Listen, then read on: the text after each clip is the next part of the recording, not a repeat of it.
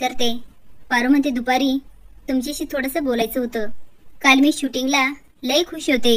समजा कसं नीट सुरळीत सुरू होतं. अचानक एक गडबड झाली.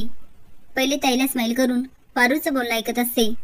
आता पारू खाली बघते आणि म्हणते, दिव्याई, काल हर्ष सर एकदम गायब झाले आणि सगळेच घाबरले. आता कुणाला काय करावं हेच कळना. आणि ते शूटिंग केलं नसतं ना तर लई तोटा झाला असता.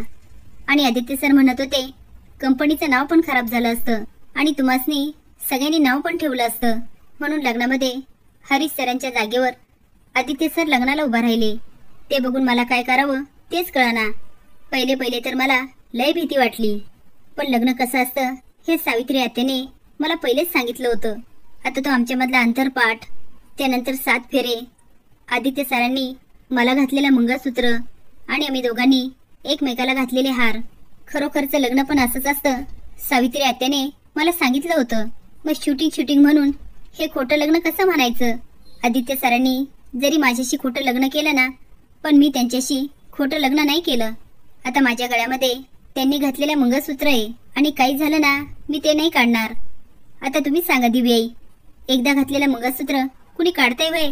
आणि मला सावित्री आत्याने पण तेच सांगितलं होतं, एकदा बाईने मंगळसूत्र घातलं ना मरेपर्यंत ते गळ्यातून काढायचं नाही. आणि तिथे शूटिंग झालं आणि माझं मंगळसूत्र काढायला लागले. आता तुम्हीच सांगा दिव्याई, हे मंगळसूत्र मी कसं काढणार? पारू एवढी बोलत असते पण आईला मात्र काहीच बोलत नाही. आता पारूवर बघते तर आईल्याला झोप लागलेली असते. असेच नवीन अपडेट जाण्यासाठी लाईक आणि सबस्क्राईब करा. धन्यवाद.